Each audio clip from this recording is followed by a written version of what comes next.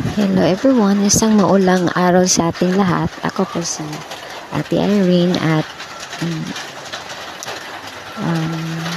nandito po ako to share about God's love, God's mercy. So I hope everyone is fine. Just like life. May mga bagyo, may mga unos sa pagdadaanan. Patuloy lang.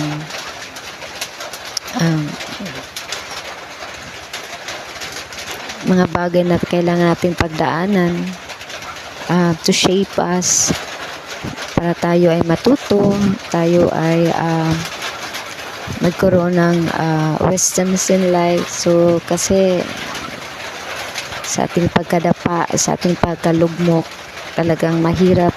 It's very hard, but still we thank God for His God's grace dahil nakasurvive tayo, nalampasan natin, at may mga na-realize din tayo despite of the heartaches. We thank God because diba,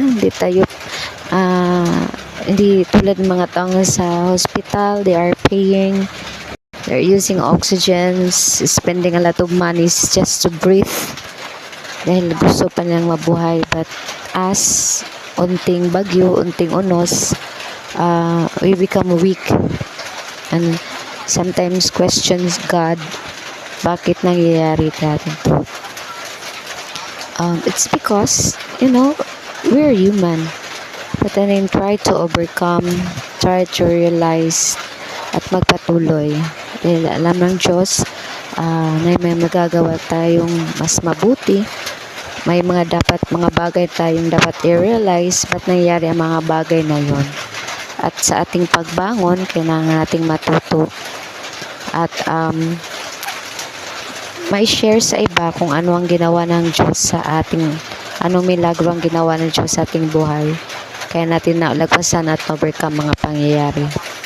So, we have different struggles, but still we have same pain. It truly affect directly sa ating heart.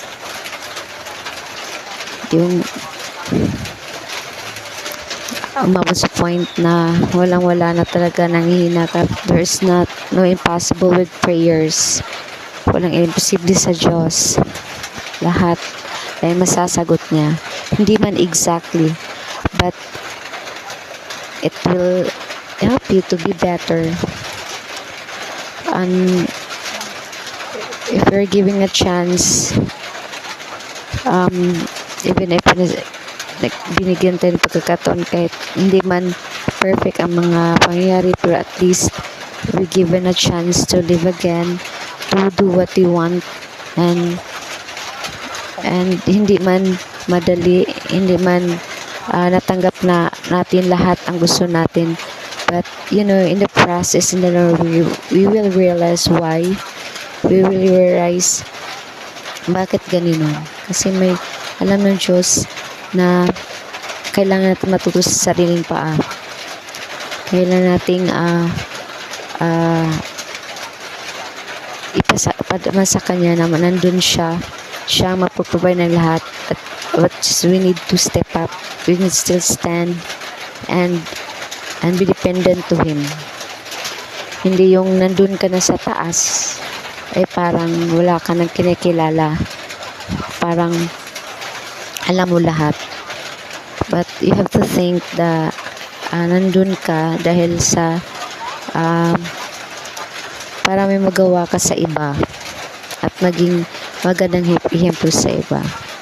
So if you're giving that moment, thank God and enjoy if you are given that wonderful opportunity, and to give back and to be a model, a hope of other people. So, yun lang po. Talagang hindi magandang panahon, but still, thank God. I pray and hope na malayo sila sa disgrasya, and they'll be safe in God's grace. Amen.